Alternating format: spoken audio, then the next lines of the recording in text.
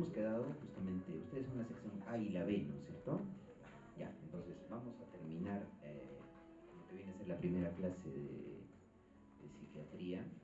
Entonces, como les estaba explicando el día de ayer, el modelo que nosotros vamos a utilizar en salud mental específicamente va a ser este modelo que ha sido planteado por George Engel, este médico psiquiatra y aparte médico internista, ¿no? Que toma en cuenta un modelo biopsicosocial que permite que cada estructura superior, si ustedes se dan cuenta, está conformada por un substrato inferior. Al final la persona va a estar integrada por el sistema nervioso, órganos, tejidos, que viene a ser la dimensión biológica, y aparte la relación con la familia, la comunidad, la cultura y la subcultura viene a ser el componente social y cultural. Entonces, ¿qué nos permite este modelo? Y esto quiero que ustedes por favor recuerden.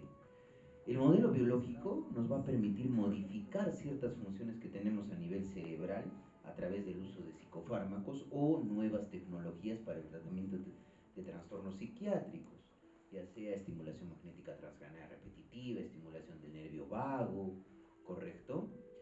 Y el modelo y el enfoque social y cultural nos permite, en la parte social, hacer la integración de las políticas de salud pública en la salud mental. Y la parte psicológica nos permite tener un segundo abordaje para los trastornos mentales, es decir, la parte psicoterapéutica. Recuerden por favor eso, ¿no? O sea, mientras tengamos este modelo y sustentemos este modelo biológico, psicológico, sociocultural, tenemos más niveles de intervención para poder ayudar a nuestro paciente a que se recupere. ¿Sí? Ya lo hemos descrito. Acá tenemos un ejemplo, es un paciente de 69 años, sexo masculino, y vamos a tratar de situarnos en el contexto, ¿ya? Es un maestro de obras en trámites de jubilación. Su padre sufrió de depresión y se suicidó a los 70 años, luego de ser abandonado por su esposa, a quien maltrataba. Desde hace 3 meses, luego de la muerte de su esposa, quien lo había dejado por su trato violento, desde entonces presenta insomnio, problemas en el sueño, ¿sí? Disminución del apetito y fatiga, principalmente en las mañanas. Desde hace 2 meses no tiene deseos de hacer nada y ha faltado en repetidas ocasiones al trabajo. ¿Qué hemos definido que hace la enfermedad mental? A ver, respóndanme, ¿qué altera? El funcionamiento. ¿El paciente puede trabajar por los síntomas que tiene, por los síntomas mentales que tiene? No. Entonces, ¿hay un trastorno mental? Probablemente sí. ¿Correcto? Entonces, y además esto le está creando dificultades con su empresa, por ello le han llamado la atención y lo han amenazado con despedir. Además, miren, dense cuenta chicos, está empezando a experimentar afecto deprimido y está muy pesimista respecto al futuro. Y la semana pasada el insomnio se intensificó y hace 3 días pensó que sería mejor estar muerto. Es normal que un paciente frente probablemente a ciertas dificultades del día a día empiece a pensar que la solución más idónea o más apta sea terminar con su vida. ¿Es algo normal eso? ¿Sí? Para el estudiante de medicina sí. No creo chicos, ¿no es cierto? No es así. ¿Correcto? Se sentía muy solo y creía que no era útil para nadie. Además, su perro, que era su única compañía, falleció recientemente en un accidente de tránsito del cual se culpaba. Debido a todo esto, se asustó de pensar así y solicitó una consulta. Entonces, miren, vamos a desglosar esto en la parte de planteamiento desde el modelo médico. Simplemente va a analizar los síntomas y los va a cotejar con los criterios diagnósticos, ya sea de la Clasificación Internacional de Enfermedades, CIE-10, o vamos a poder identificar dos cosas, que es el núcleo psicopatológico de lo que es un síndrome depresivo, que ya lo han visto en psicopatología. Ánimo deprimido, pérdida de la capacidad de interés y disfrute de actividades, que se traduce psicopatológicamente en el término de... ¿Qué término psicopatológico se adecua a esta definición? A ver. Anhedonia, muy bien. ¿Correcto? Disminución de energía, reducción de la actividad, cansancio exagerado, eso es un episodio depresivo grave sin síntomas psicóticos, con el criterio diagnóstico desde el modelo médico, ¿correcto?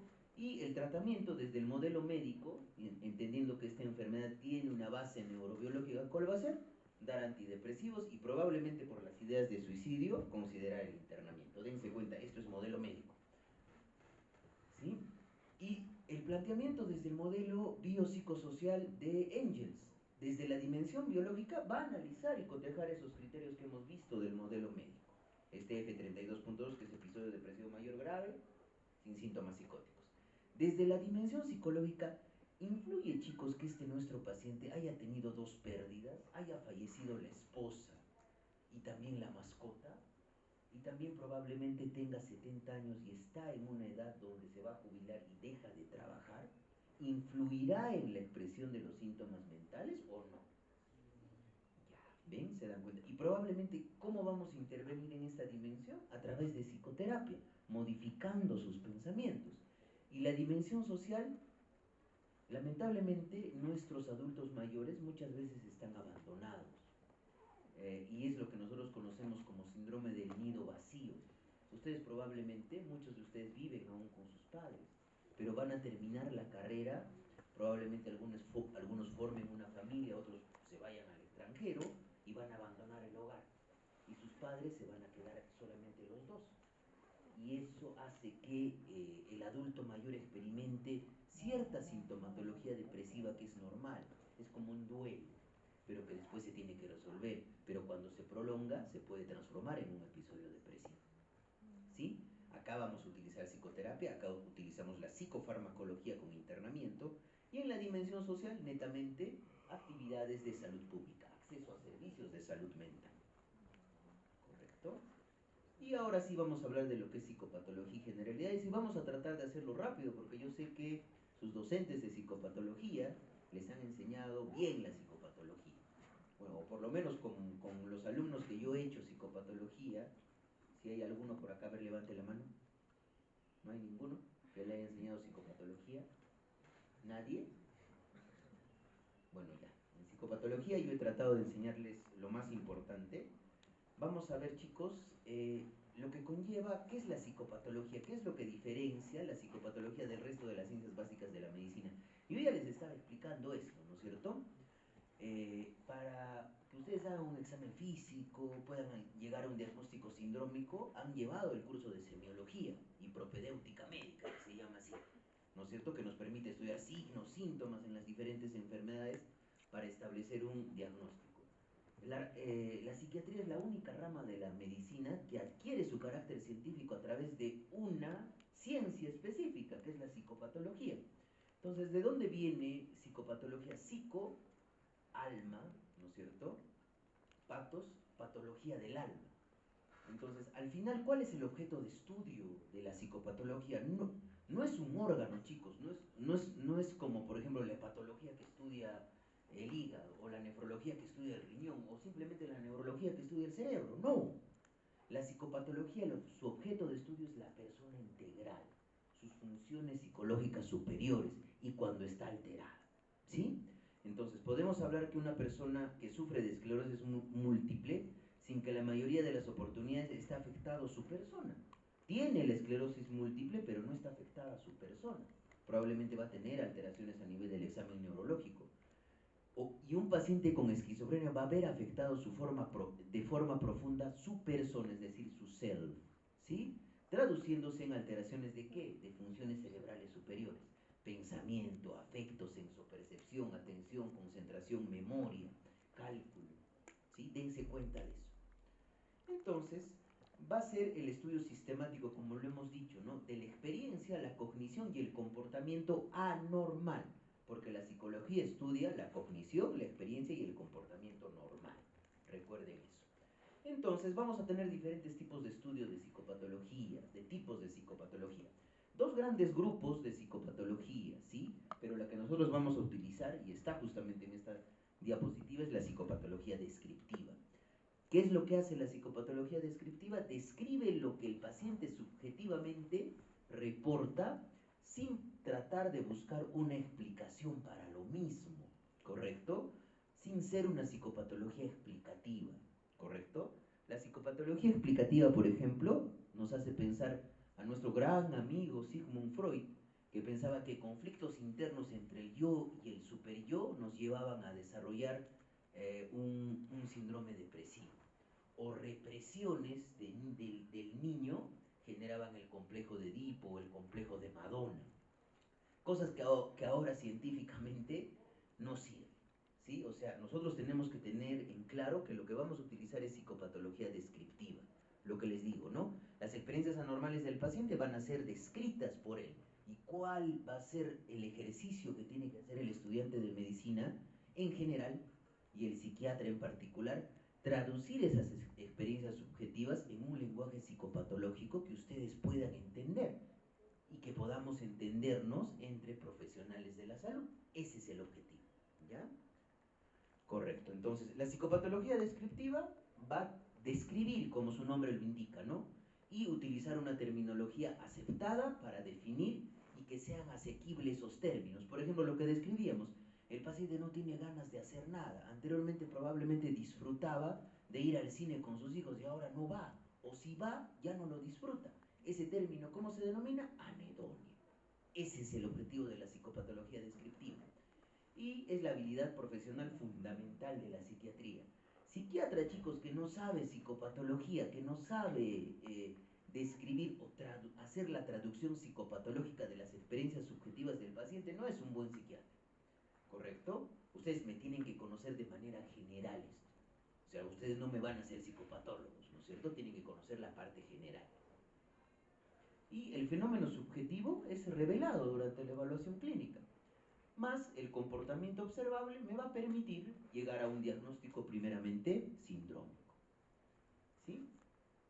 Correcto. Entonces, la psicopatología explicativa, como ya lo hemos dicho, ¿no? Puede tener una corriente psicodinámica, como les decía, ¿no? Conflictos en la niñez temprana generaban probablemente que el paciente se vuelva adicto o se quedaba en la fase probablemente de desarrollo, en una fase del desarrollo psicosexual que planteaba Sigmund Freud y por eso era adicto al tabaco.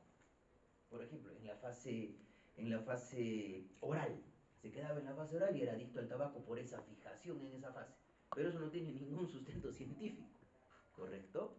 Por eso utilizamos la psicopatología descriptiva. Observación y justamente esto, la fenomenología.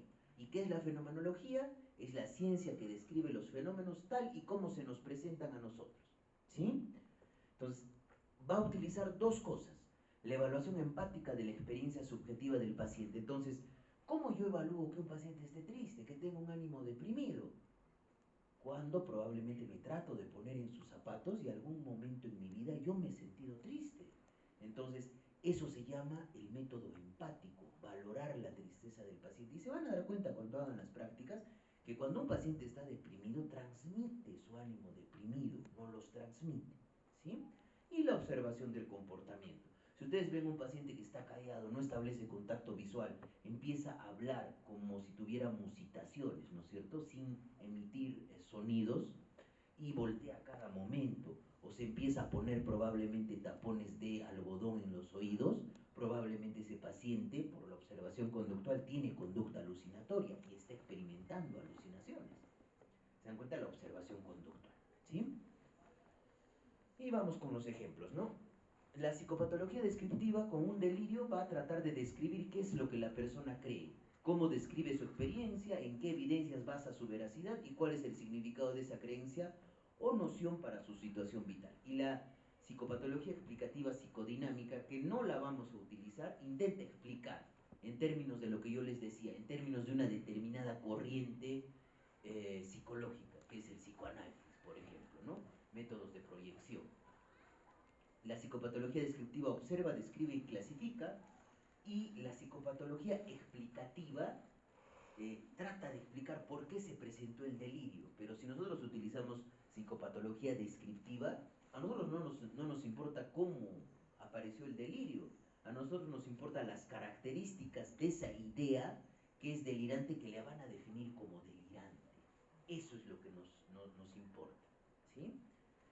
Entonces, la descripción fenomenológica permite la obtención y la descripción de esos fenómenos para centrarse en este fenómeno de la experiencia y establecer así su carácter universal, ¿correcto? Utiliza estos episodios psicológicos anormales, la experiencia interna del paciente y el comportamiento consecuente, ¿correcto? Entonces, acá hay un padre de la psicopatología y de la fenomenología que es Carl Jaspers. El año 2023, chicos, se cumplió 110 años de la publicación de Psicopatología General de Karl Jasper. Y Karl Jasper, chicos, fue uno de los influyentes más importantes en el desarrollo de la psicopatología para Honorio Delgado, uno de los padres de la psiquiatría peruana, ¿correcto? Y hasta ahora, yo a mis residentes, por ejemplo, les exijo que me lean Psicopatología General de Jaspers. Leer ese libro, chicos, yo siendo psiquiatra lo he leído 5 veces y recién a la 4ª vez lo he entendido bien, porque es una psicopatología, como nosotros decimos, dura, con términos bien difíciles a veces de entender. Entonces, en la descripción fenomenológica escuchamos atentamente, observamos rigurosamente y comprendemos ese acontecimiento o fenómeno psicológico que se está produciendo. ¿Correcto? El objetivo es que el observador, es decir, ustedes como médicos, pueda conocer por él mismo, tanto como sea posible, lo que el paciente está experimentando. Entonces, algunas cosas van a ser comprensibles y algunas cosas van a ser incomprensibles. Por ejemplo, un delirio es incomprensible por definición. Yo no puedo llegar a comprender por qué este paciente cree que los alienígenas están llegando y le han insertado un chip en el cerebro y le están robando sus ideas. ¿Se puede comprender eso? ¿Es posible esa creencia? ¿Puede suceder? A ver, díganme. No, ¿no es cierto? Se dan cuenta de eso, específicamente, ¿ya? Entonces, ¿cómo funciona esta descripción en la práctica? La psicopatología descriptiva hace esto. La señora J se queja de que es infeliz, entonces va a averiguar sus pensamientos, sus acciones, sin tratar de explicarlos, y va a observar y describir su comportamiento. Sus hombros lánguidamente caídos, la tensión y sudoración en sus manos, o el sollozo extrañadamente tranquilo e incontrolado. Y fenomenológicamente va a requerir que nosotros describamos cómo se siente por dentro. Entonces yo le voy a preguntar al paciente, ¿cómo te sientes de ánimo? Dame una palabra emocional para describirme cómo te sientes de ánimo. Es el reporte subjetivo del estado de ánimo, es el reporte subjetivo que me da el paciente de sus sentimientos y emociones, lo que él siente. Y lo que yo voy a apreciar, esos hombros caídos, la fase hipomímica sin expresión facial, el llanto, la labilidad emocional, eso es el afecto, ¿ya? Para que recuerden. Y finalmente es esa horrible sensación de no existir realmente y no ser capaz de sentir nada, fenomenológicamente, ¿sí? Entonces va a haber signos, chicos, en psicopatología también, el aspecto, la actitud, la psicomotricidad, el afecto, la mímica facial, la conducta alucinatoria con las musitaciones que les decía previamente. Por ejemplo, acá tenemos el pliegue de Veragut que se puede observar, esta omega que ustedes ven acá, se observa en pacientes deprimidos y se ha hecho estudios donde hay una disminución de la actividad eléctrica del músculo corrugador de la frente en pacientes deprimidos. Esto es un signo, no es un síntoma, ¿no es cierto? Y mira, vean chicos la apariencia y la actitud de esta paciente. Por este lado tenemos una paciente que tiene un trastorno afectivo bipolar tipo 1, que está con un episodio depresivo. Vean la vestimenta. ¿Está arreglada? ¿Está aseada? ¿Está alineada? No. Y miren la actitud jovial y alegre que representa en un episodio maníaco. Las dos caras de la misma moneda. Eso es lo que se llama trastorno afectivo bipolar, ¿sí? Características en la apariencia y en la actitud. Y los síntomas es lo que el paciente me va a describir justamente subjetivamente. Y justamente acá está la foto de este señor, ¿no? Que es justamente Karl Jaspers, el padre de la psicopatología y de la fenomenología. Miren, dense cuenta esta descripción. Era otoño en 1826, me sentí entumecido en un estado de adormecimiento nervioso como le ocurre a todo el mundo de vez en cuando. Insensible al disfrute o a la excitación placentera. Uno de esos estados de ánimo donde lo que antaño resultaba placentero, ahora se torna insípido o indiferente. Inmerso en este estado de ánimo, decidí preguntarme a mí mismo, imagínate que cumplieses todos tus objetivos en la vida, que todos los cambios que siempre has deseado en las instituciones y opiniones tuviesen lugar de forma inmediata, en este mismo instante, ¿te sentirías completamente feliz y satisfecho y un sentimiento autoconsciente difícil de reprimir? Respondió claramente no, y mi corazón se hundió en lo más profundo de mí mismo. ¿Cómo traduzco esto? Que el paciente está deprimido, ¿correcto? ¿Se dan cuenta? Y es lo que justamente se denomina anhedonia. ¿Correcto? Entonces, ¿Cuál va a ser el objetivo, chicos? ¿No? La presencia de signos y síntomas psicopatológicos van a ser recogidos en la historia clínica psiquiátrica, que la vamos a desarrollar en la clase de diagnóstico y tratamiento en psiquiatría, y además vamos a hacer el examen del estado mental actual. Entonces, la historia clínica psiquiátrica es similar a una historia clínica que ustedes ya conocen, pero tiene muchos apartados diferentes que los vamos a desarrollar en la respectiva clase. Y la entrevista psiquiátrica va a requerir una anamnesis, puede ser no estructurada, o puede ser anamnesis semiestructuradas o estructuradas, y la exploración psicopatológica a través del examen del estado mental y las áreas del funcionamiento psíquico. ¿Sí? Entonces, acá, chicos, hemos tratado de hacer una... No se trata, chicos, de que yo voy a evaluar el examen del estado mental en ese orden. Yo les traigo un orden porque es fácil de hacerlo y porque permite sistematizar la información, y yo he aprendido eso para cuando hago mi examen del estado mental no se me pase nada. Es como cuando yo evalúo un abdomen, ¿no? Primero que tengo que hacer la inspección, después de hacer la inspección, ¿qué tengo que hacer? La palpación, después de hacer la palpación haré la percusión y finalmente haré la auscultación. Es lo mismo lo que sucede en el examen del estado mental. El examen del estado mental es el equivalente a la exploración física que hace un médico, pero de una determinada especialidad. Pero el examen del estado mental lo hace el médico psiquiatra, ¿sí? Entonces, va a estar organizado, que nos va a permitir manejar de una manera sistemática y ordenada, identificar alteraciones en determinadas funciones psíquicas.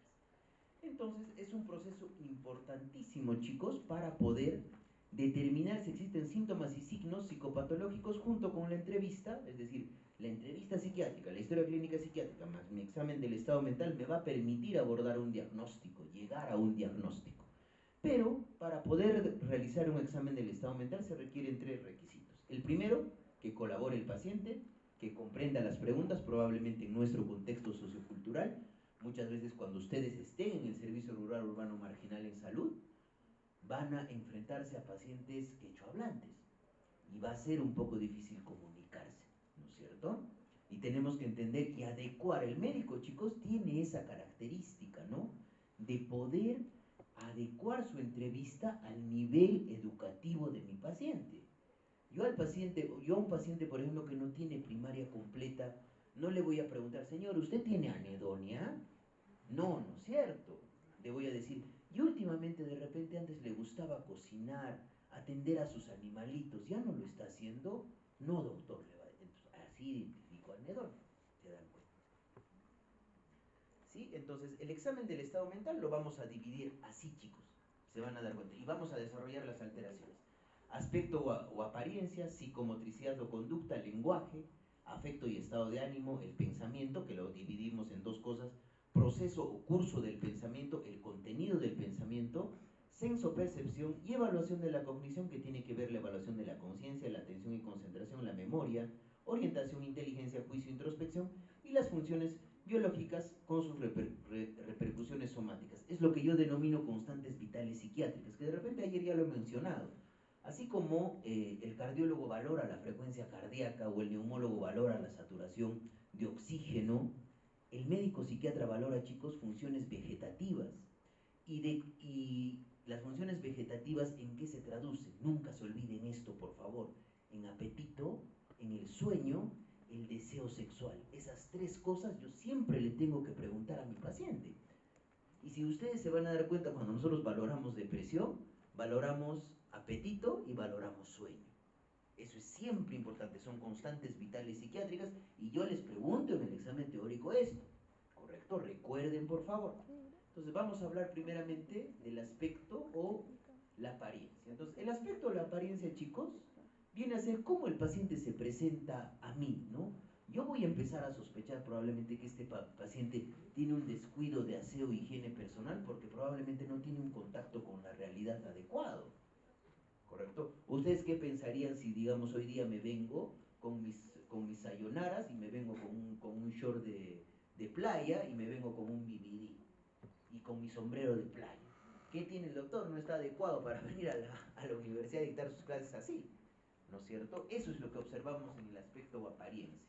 Porte y actitud, higiene personal, probablemente la valoración objetiva que tiene el paciente de sí mismo, subjetiva, el establecimiento de contacto visual, porque si un paciente no establece contacto visual, son dos cosas: tiene miedo, o hay un cuadro de ansiedad, o probablemente tiene actividad alucinatoria que le hace no establecer contacto visual porque desconfía del examinador, ¿ya? Entonces, cuanto más viva sea la descripción que realicemos, esto nos va a permitir incluso, en el mejor de los casos, llegar a un diagnóstico. Entonces, vamos a describir, chicos, cómo está la cabellera, el vello facial, el rostro, los ojos, la complexión corporal, si presenta cicatrices, tatuajes, el significado de los mismos. Ahora, nunca se equivoquen, por favor, en esto, ¿no?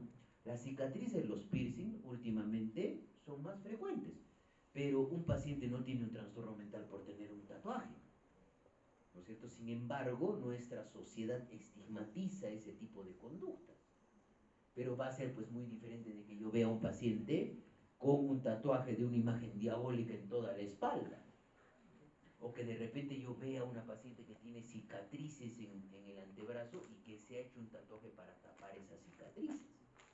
Es muy diferente, ¿correcto? Muy bien. En el aspecto de apariencia, por ejemplo, un hombre desaliñado que vista capas de ropa absurdas y no combinadas padece de esquizofrenia hasta que se demuestre lo contrario.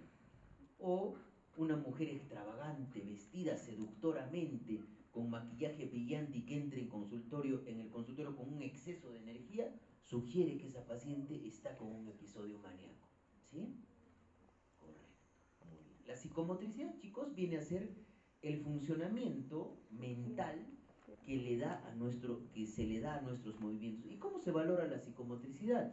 Yo tengo que valorar la movilidad activa, la movilidad pasiva, la mímica facial también, como lo estamos colocando acá. Además, chicos, de esto, la psicomotricidad tiene un correlato a nivel neurológico, con cerebelo, ganglios basales, tálamo, corteza cerebral. Y el núcleo del olivo inferior es el marcapaso de la temporalidad y la coordinación del movimiento, ¿correcto? Además, chicos, la conducta motora es una forma de comunicación, ¿correcto? ¿Qué pasaría, por ejemplo, si yo en este momento me agacho en el piso, me tiro y me vuelvo una bolita, así? ¿Qué le está pasando al doctor? De repente le está dando un ataque de pánico, pueden pensar. Pero es una forma de comunicación. Y en pacientes, por ejemplo, con retardo mental o con autismo, tenemos movimientos estereotipados que se repiten de una manera rítmica. Eso es justamente la psicomotricidad, ¿ya? Y el lenguaje, chicos, es una función que solamente nosotros los animales superiores tenemos. Los chimpancés no tienen lenguaje y nosotros le damos una valoración simbólica a nuestro lenguaje. Como ayer les he dicho, todo lo que yo pienso, ¿a través de qué lo expreso? A través de mi lenguaje. Y el lenguaje tiene características sintácticas, gramaticales, tiene cadencia, ¿correcto? Y utilizamos estos códigos socializados con un significado, es la base de la comunicación y a su vez es la expresión del pensamiento y las emociones, ¿correcto? Explorar el lenguaje y la comunicación permite identificar si el lenguaje cumple con su función comunicativa.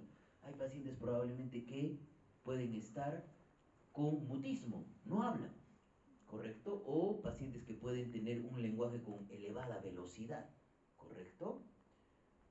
Muy bien. Y el lenguaje típicamente humano trasciende la función de comunicación y alcanza el grado de representación. Y hay características del lenguaje, chicos, y ahorita vamos a ver. Y era lo que les decía, ¿no? Solo nos podemos enterar de los pensamientos de un paciente a través de lo que dice. Ya recuerden eso. Entonces, esto también es otra de las cosas que les pregunto en el examen. ¿Cuáles son las cualidades del lenguaje? ¿Correcto? ¿Cuántas veces también a mis residentes les digo, ¿cuáles son las cualidades del lenguaje? Y no sabe el residente cuáles son las cualidades del lenguaje. Velocidad, si el desarrollo de la conversación es lento o rápida. Volumen, la intensidad del volumen del habla o del lenguaje. La latencia de respuesta. Si yo le pregunto a un paciente, le muestro un lapicero, ¿qué es esto, señor?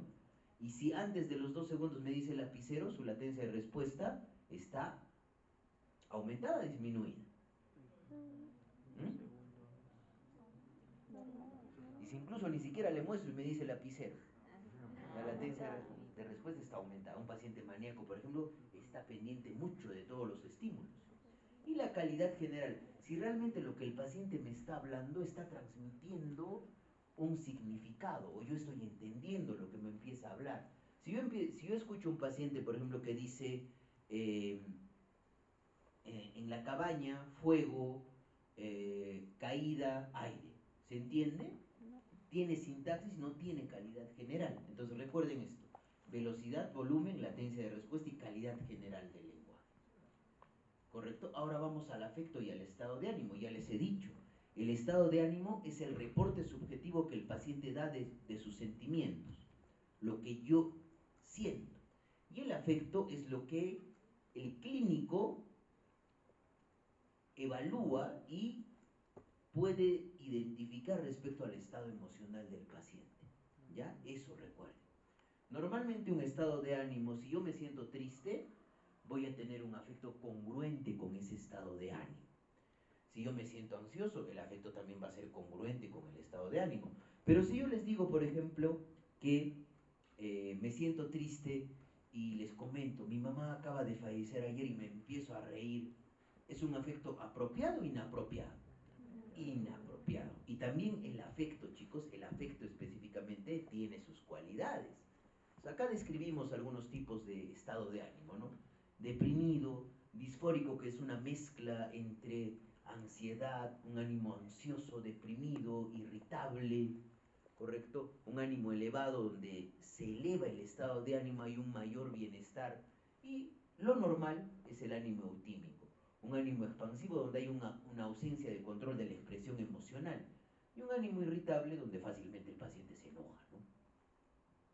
Eso es lo normal, ¿no? Entonces puede haber alteraciones hacia arriba o hacia abajo.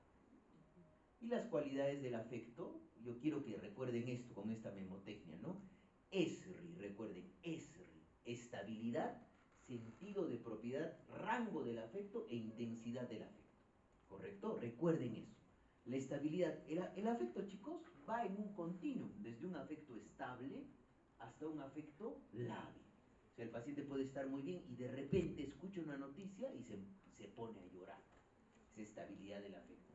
Sentido de propiedad, que exista una congruencia, lo que yo les decía, ¿no? Entre lo que el paciente me expresa en sus pensamientos y lo que veo en el afecto.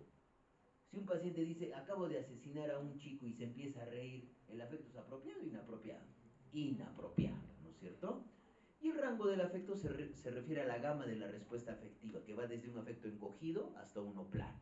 Y la intensidad del afecto es en 3 grados, ¿no? Un afecto muy intenso y un afecto probablemente plano y embotado, que es propio, por ejemplo, de las esquizofrenias residuales, donde no hay nula respuesta afectiva.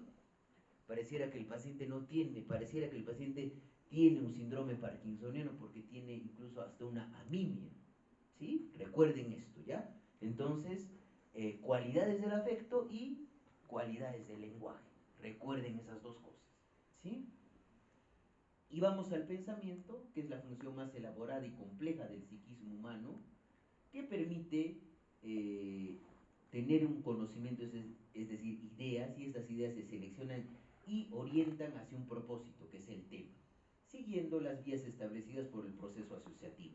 Yo normalmente, chicos, cuando voy pensando, mis ideas van fluyendo de idea a idea, de idea a idea. Yo no pienso, por ejemplo, que mañana voy a ir a la playa y después pienso que en el próximo partido del Melgar, o de repente empiezo a pensar en la guerra de las galaxias. No, ¿no es cierto? Cuando voy conversando con una persona, yo siento subjetivamente que mis ideas se siguen una de otra, una de otra. Eso es un curso lineal del pensamiento, ¿sí? Y desde una perspectiva teórica los dividimos en el proceso, forma o estructura del pensamiento, cómo se asocian las ideas, va a haber alteraciones ahí, y en el contenido del pensamiento, qué temática tienen las ideas, ¿correcto? Entonces va a haber alteraciones y en la vivencia del pensamiento. Va a haber alteraciones en el proceso del pensamiento. Normalmente un pensamiento, chicos, se caracteriza por tener un curso lineal, donde una idea sigue a otra y sigue a otra. Y además este proceso lleva intrínsecamente una velocidad cómoda, en la cual el paciente siente que puede hablar de manera normal. Y es lo que sucede, por ejemplo, en un paciente maníaco que tiene taquilalia. Empieza a hablar muy rápido y empieza a haber fuga de ideas. Habla de una cosa y luego sigue otra cosa, y luego sigue otra cosa. Es como si estuviera rimando el paciente, ¿sí? Y dense cuenta este diagramita, por ejemplo, de la fuga de ideas. Inicia con un tema inicial, de ahí cambia un tema, cambia otro tema, cambia otro tema y cambia otro tema. Cuando idealmente un flujo lineal o un curso lineal del pensamiento es que una idea se siga de otra idea, se siga de otra idea y se siga de otra idea. Y también hay un pensamiento circunstancial, que es característicamente este pensamiento donde el paciente divaga, empieza a dar muchos detalles sobre una cosa para poder llegar a una cosa simple. Yo le pregunto al paciente, por ejemplo, ¿dónde has estado en la mañana? Él me podría decir, he estado en mi casa, y empieza a describirme. Me he levantado en la mañana, he tomado desayuno, y después mi hermano vino, y eso es característico, un pensamiento circunstancial, chicos, de los trastornos mentales orgánicos y de la epilepsia, ¿correcto? Es característico. Muy bien. Y las alteraciones del contenido, y acá es lo que vamos a ver, ¿no? Contenido, fondo de las ideas, y vamos a valorarlos según el grado de convicción. La idea o juicio normal es lo que yo por ejemplo, ahorita podría afirmar: los inhibidores selectivos de recaptación de serotonina, por ejemplo, de citalopram, están aprobados para tratar la depresión mayor. Ya, esa es una idea o juicio normal porque me estoy basando en evidencia científica. Pero yo no puedo decir, ¿no es cierto?, que la cebolla es el mejor antidepresivo. ¿Correcto? ¿No es cierto? ¿Tengo alguna evidencia científica de lo que estoy afirmando? No. Entonces, acá vamos a hablar de delirio primario o idea delirante y delirio secundario o idea deliroide. Y además va a haber ideas sobrevaloradas y las ideas obsesivas. Que por supuesto, chicos, lo van a ver, lo vamos a desarrollar en cada una de las patologías que vamos a ver durante el curso. Y los delirios, chicos, tienen diferentes tipos de contenido. Y por ejemplo, pueden haber, los más frecuentes en esquizofrenia son los delirios de perjuicio, que alguien me quiere hacer daño. Delirios de culpa que se presentan en la enfermedad depresiva. He cometido un pecado grandísimo, merezco probablemente que alguien me castigue. Puede haber delirios de ruina, estoy totalmente arruinado, estoy en la bancarrota asociados a depresión. Delirios megalomaníacos, ¿no? Soy el Mesías o soy el mejor jugador de fútbol del mundo, pero que lo afirma con una convicción irreductible, que yo a pesar, por ejemplo, le puedo mostrar, ¿no? ¿Cuál de los jugadores de fútbol en el mundo ha ganado el último Balón de Oro? No, él es el mejor jugador. No, no es así. Yo soy el mejor jugador de fútbol del mundo, el paciente puede afirmar, ¿no? Y los delirios celotípicos, donde el paciente piensa que la pareja lo está engañando. Los delirios erotomaníacos o el delirio de Clairabout, donde un paciente cree y afirma que un personaje famoso, una persona de un nivel de estrato social más alto, está enamorado de él, ¿sí? Y los delirios somáticos hipocondríacos, donde el paciente puede pensar que está, digamos, podrido por dentro, que es característico del síndrome de Cotard, por ejemplo, esas ideas nihilistas, o que no existe, o que ha perdido todos sus órganos. Los delirios de infestación, que son propios del síndrome de Ekbom, donde el paciente siente, por ejemplo, que algún microorganismo o algún parásito está debajo de su piel reptando. Y esto también se presenta muchas veces, chicos, en la intoxicación por cocaína, ¿ya?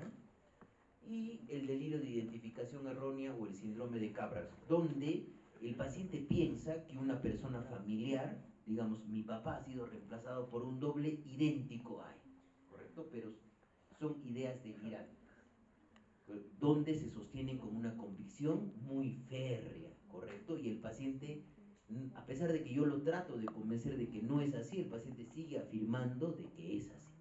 Y la idea sobrevalorada, chicos, son ideas comprensibles y suelen entenderse y vienen a ser la expresión psicopatológica más importante dentro de los trastornos de conducta alimentaria, dentro de los trastornos de personalidad. Un ejemplo de idea sobrevalorada es, por ejemplo, que yo afirme que el Melgar es el mejor equipo de fútbol.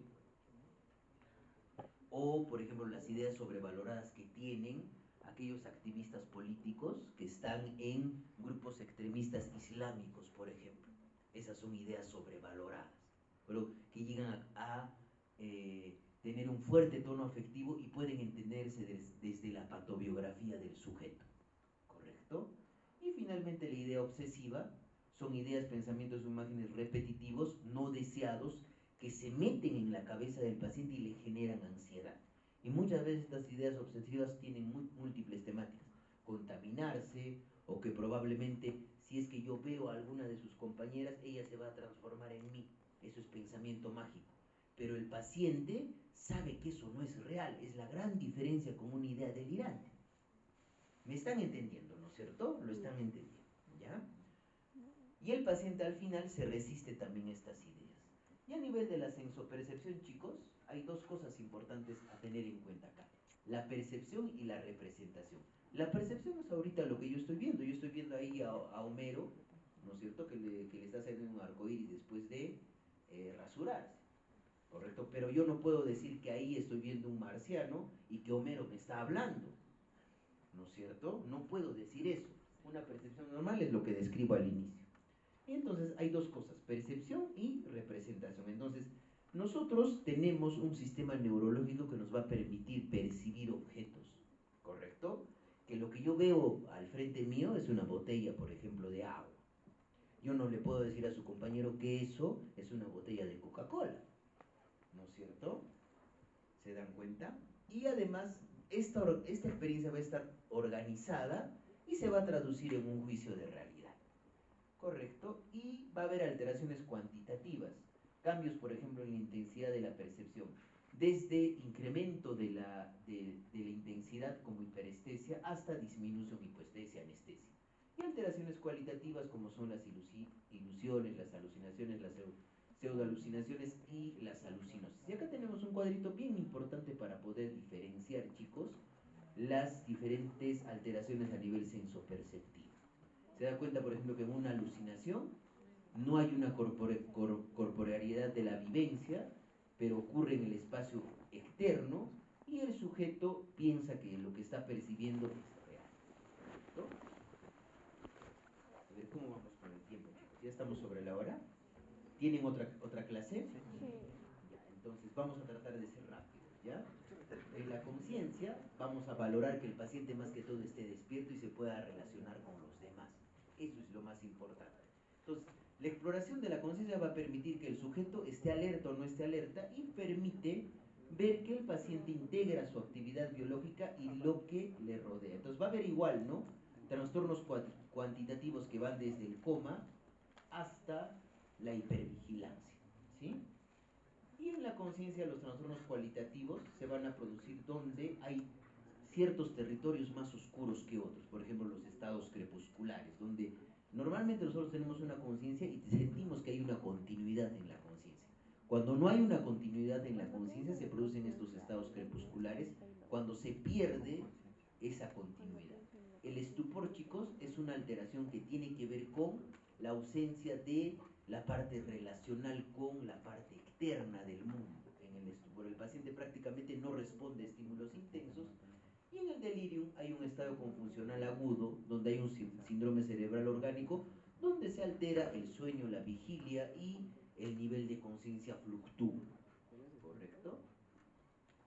Y la atención permite, chicos, enfocar mi atención ahorita lo que ustedes están haciendo conmigo, escuchar. ¿Correcto? El paciente permite, lo que nosotros vamos a identificar es buscar cómo enfoca, cómo mantiene y dirige de manera autónoma la atención. Entonces, para poder valorar la atención y la concentración, chicos, hay un simple ejercicio. Le digo al paciente que me diga los meses del año de diciembre hacia atrás.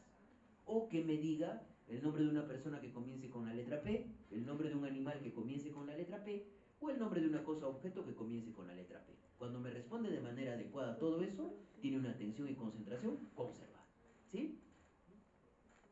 ¿Correcto? Y hablamos pues de hiperprosexia y disprosexia. Hiperprosexia es cuando estoy más pendiente de los estímulos. Estoy viendo todo y puedo describirlo. Un paciente maníaco, por ejemplo, me puede escribir todo lo que ha visto en la habitación.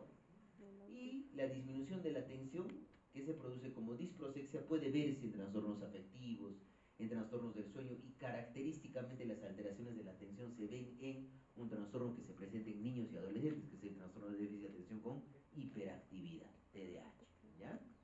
Y la fatigabilidad, de ustedes por supuesto, ¿no?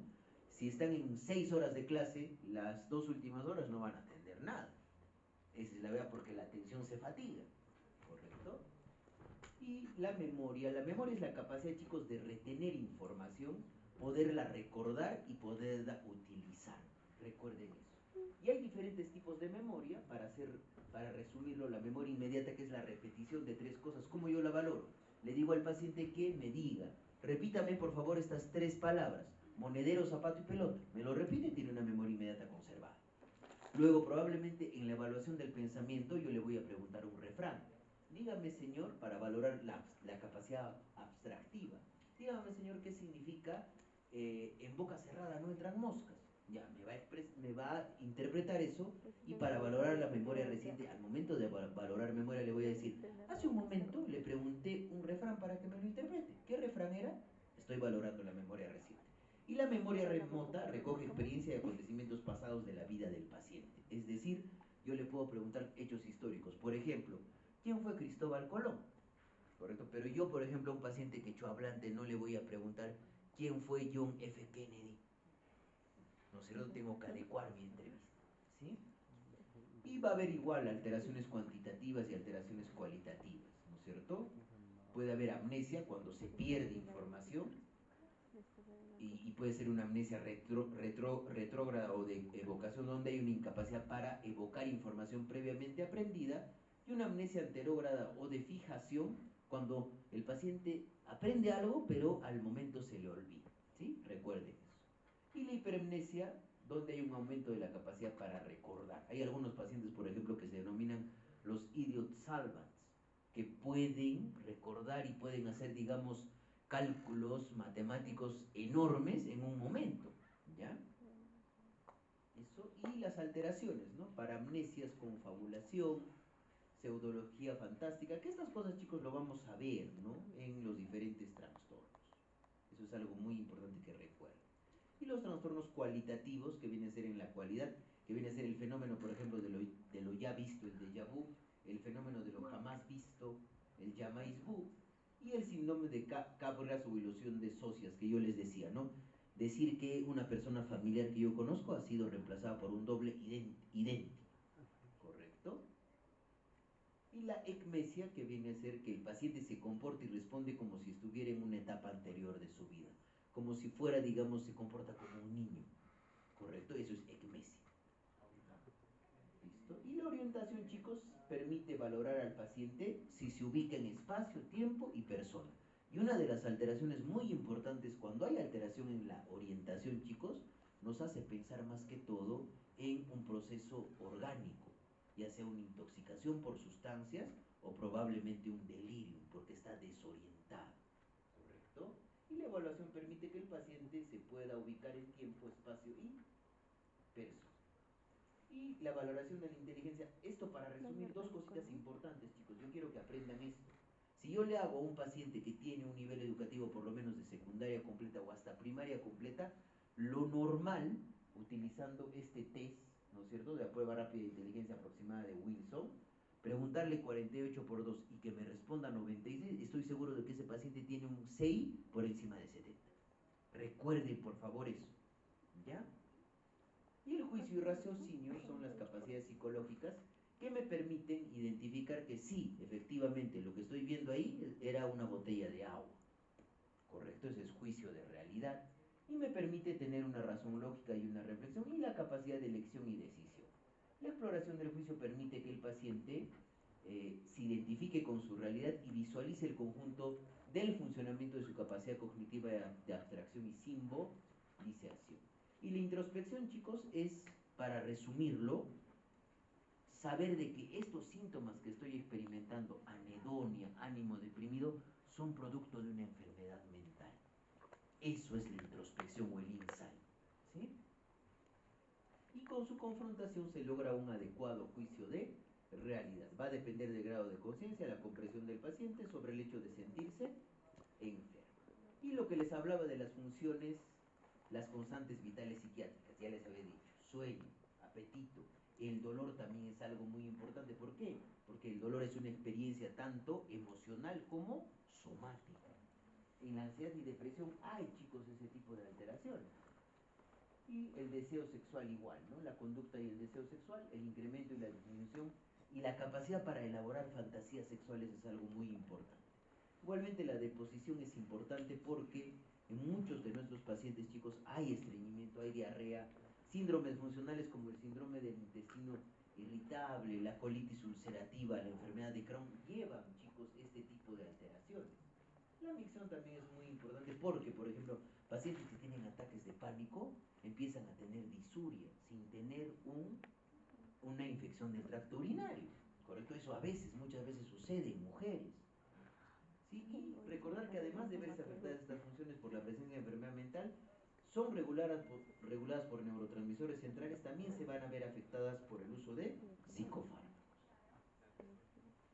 Y acá tenemos, chicos, los diferentes trastornos que vamos a ver y los grupos etarios. ¿Correcto? Es importante tener en cuenta porque yo no voy a buscar pues TDAH en un paciente de 80 años, ¿no es cierto? ¿Buscarían ustedes TDAH en un paciente de 80 años? En la vida. No voy a buscar, por ejemplo, una demencia en un adolescente de 15 años, ¿correcto? Eso es lo que nos permite tener este cuadrito, ¿sí? Y un ejemplo, más que todo para tratar de recordar, chicos, cómo una enfermedad médica puede afectar y puede generar ciertas alteraciones. Esto ya lo pueden revisar en casa, no se preocupen. Y vamos a hacer la formulación descriptiva de esto, ¿no? Por supuesto, cuando hagamos diagnóstico y tratamiento, vamos a ver, chicos, la formulación del caso en psiquiatría. ¿Sí? Y yo les dejo una frase al final que es muy importante. Albert Ellis, chicos, es el autor y el creador de la terapia racional emotivo-conductual, ¿correcto? Yo tengo una especialización en terapia racional emotivo-conductual, hice esta especialización en el Albert Ellis Institute de Nueva York. Y hay 3 frases que yo quiero que recuerden, por favor, que nos impiden avanzar. Tengo que hacerlo bien, me tienes que tratar bien y el mundo o la vida deben ser fáciles. Les agradezco mucho por su tiempo, chicos. Muchísimas gracias.